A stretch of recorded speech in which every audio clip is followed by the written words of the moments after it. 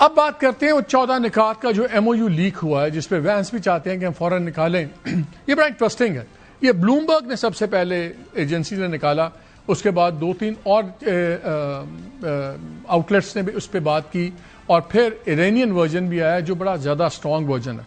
पहली चीज़ वो क्या कहते हैं? वो कहते हैं इस्लामिक रिपब्लिक ऑफ ईरान और अमेरिका अपने इत्तेहादियों के बशमूल, यानी कि इधर से हिजबुल्लाह की वो ईरान बात कर रहा है, उधर से इजराइल की वो बात कर रहे हैं और रीजनल कंट्रीज की बात कर रहे हैं, वो जो ये साइन करेंगे तो इसके बाद एक परमानेंट और फौरी तौर पर जंग बंद हो जाएगी बशमूल लबनान। ये पहला पॉइंट है और ईरान ने लबनान को सबसे ऊपर रखा हुआ है।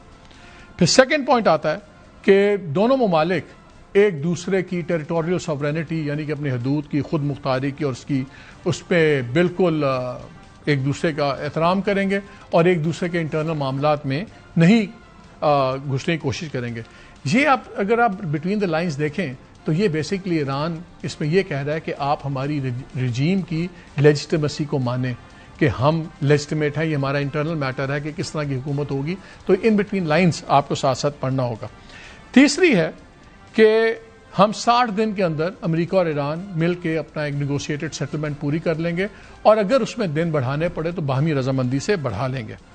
चौथा पॉइंट है कि जब जैसे ही मेमोरेंडम साइन होगा तो जो नेवल ब्लॉकेड है वो अमेरिका अपना उठा लेगा। हकीकत यह है कि नेवल ब्लॉकेड ऑलरेडी उठा दिया है अमेरिका ने, तो इसलिए ये बड़ी पॉजिटिव चीज़ है कि इनकी बातचीत सही से में चीज़ें तय हो गई हुई हैं। ईरान के जहाज़ भी गुजरे हैं, तेल के दूसरे लोग भी गुजर रहे हैं, तो अगरचे वो 130-135 जहाज़ वाला भी प्री वॉर लेवल नहीं आया, लेकिन 15-20 जहाज़ अब जाने शुरू हो गए। और ईरान ने वादा किया कि 30 दिनों के अंदर हुर्मुज़ को भी पूरी तरह खोल देंगे, क्योंकि उन्होंने माइंस क्लियर करनी है, दूसरी चीज़ें ठीक ठाक करनी है, तो उन्होंने 30 दिन का ये है। फिर पाँचवा पॉइंट ये है कि जब ये पाँचवा यही आ गया कि जी हम सबको गुजारेंगे और 30 दिन के अंदर करेंगे सारा कुछ। छठा पॉइंट इसमें वो कह रहे हैं, जिसपे अब कुछ लोग एतराज़ कर रहे हैं, अमेरिकन के कुछ मीडिया वाले कह रहे हैं कि नहीं ये ऐसे नहीं है, लेकिन ये मैं वर्जन रॉयटर्स इसका ब्लूमबर्ग वाला सुना रहा हूँ। वो कहते हैं कि अमेरिका अपने इत्तेहादियों के साथ इस चीज़ की एक कॉम्प्रिहेंसिव एक जामे मंसूबा देगा जो rehabilitation and economic development Islamic Republic of Iran के लिए 300 बिलियन का एक फाइनेंशियल पैकेज सा बनाएंगे। आपको याद है डोनाल्ड ट्रंप ने जंग के शुरू में भी कहा था कि पीस होगी, इंशाल्लाह सब कुछ होगी, और मैं अपने इत्तेहादियों को कहूँगा कि वो जंग के नुकसान खर्चे भी उठाएं और नुकसान भी पूरे करें। तो जंग इजराइल और अमेरिका ने शुरू की, अब शायद वो जो सारे अपनी पीस खरीदने के लिए ये 300 बिलियन मिल के निकाल देंगे सारे, कतर, UAE, सऊदी अरेबिया, सब कुछ, वो खैर आने वाली बात है। और ये जो है उन्होंने कहा इसमें है कि ये इसका जो बाकायदा तरीकाकार है वो 60 दिन वाले उसके अंदर होगा। सातवां आता है कि United States commits to Indian schedule के तमाम किस्म की जितनी पाबंदियां हैं, सैंक्शंस हैं, जो यूनाइटेड नेशंस के सिक्योरिटी काउंसिल के रेजोल्यूशन है, इंटरनेशनल एटॉमिक एनर्जी की जो वो उनकी सैंक्शंस हैं, प्राइमरी सेकेंडरी, ये सारी भी ख़त्म की जाएंगी। आठवां, और ये सबसे इंपॉर्टेंट है अमेरिका के पॉइंट ऑफ व्यू से, कि ईरान इस बात का इरादा करता है कि वो कभी भी न्यूक्लियर हथियार नहीं बनाएगा, और उन दोनों ने यह तय कर लिया है कि जो इनरिच्ड यूरेनियम वाला मामला है वो भी आपस में तय हो जाएगा कि उसको किस तरह करना है, और फाइनल एग्रीमेंट में जो होगा वो इसमें सारी डिटेल आ जाएगी।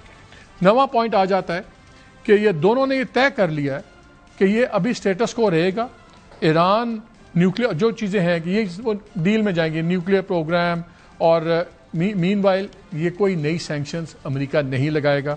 10वां कि यूनाइटेड स्टेट्स इस बात को अंडरटेक करता है, वादा करता है कि जैसे ये साइन होगी तो जब तक सैंक्शंस वगैरह लिफ्ट होती हैं वो टाइम लगेगा, ये इनको वेवर्स इशू कर देगा, पाबंदियां वक्ती तौर पे हटा देगा कि ईरान अपना तेल बेच सके, पेट्रोकेमिकल प्रोडक्ट बेच सके, उनकी बाकी चीज़ें, और बैंकिंग, इंश्योरेंस, ट्रांसपोर्टेशन, सारी इन तमाम सर्विसेज पे पाबंदियां हट जाएंगी। इस वक्त बैंक आप इंटरनेशनली बैंकर्स जो हैं बैंकिंग नहीं कर सकते ईरान के साथ, तो वो ताकि उनकी ट्रेड वगैरह सब खुल जाए।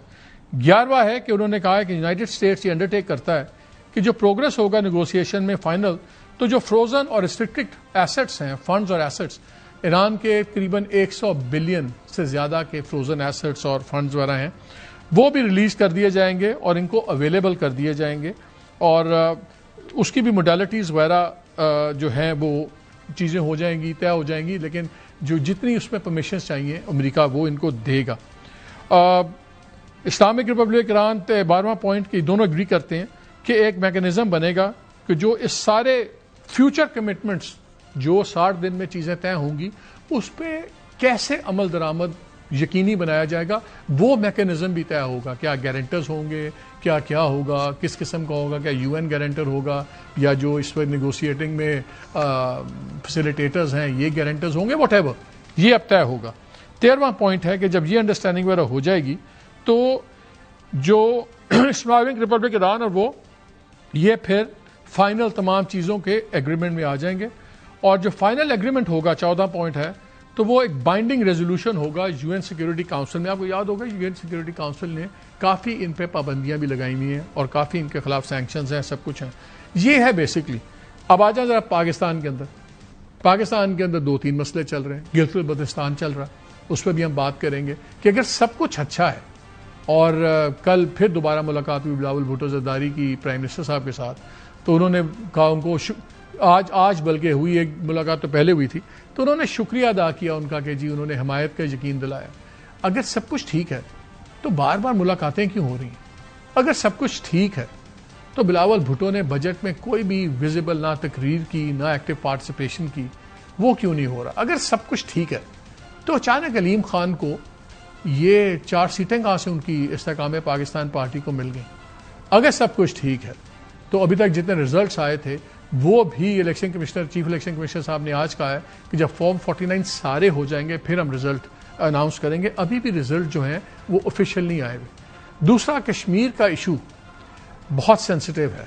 अभी 1-2 दिन पहले कल बल्कि एक बड़ी इंपॉर्टेंट बैकग्राउंड ब्रीफिंग भी हुई, तो उसमें जब हमें इंप्रेशन ये मिला कि रियासत बड़ी क्लियर है कि जो लोग इस वक्त अवामी एक्शन कमेटी के लोग हैं, जो लीडरान हैं, ये भारत के फंडेड हैं। बिकॉज तमाम जायज़ बातें, ऑफर्स 2 साल के अंदर जितनी बारी हुई जायज़ बातें मान ली गई, सब कुछ हुआ, लेकिन वो किसी प्रोसेस का हिस्सा बनने के हक में नहीं है। वो एपीसी में भी नहीं आए, वो इलेक्शन को भी डिस्टर्ब करना चाहते हैं, इलेक्शन में आने पे तैयार भी नहीं है। रोज़ाना हमले हो रहे हैं, मिलिट्री हॉस्पिटल में आपके सामने वीडियोस चलते रहे। तो उन्होंने कहा ये हैं ही पैसे इनको लगे हुए हैं, तो अब सख्ती से निपटना चाहिए, बिकॉज दूसरी बातें ख़त्म हो गई, इनका एजेंडा ही और है। लेकिन आज इतलात आ रही हैं कि नवाज शरीफ साहब ने लाहौर में मीटिंग की बड़ी इंपॉर्टेंट, और उसमें उन्होंने कहा कि इफ़हाम व तफ़हीम और इस तरीके से निकालें। तो ये क्या डिफरेंस है, क्या है?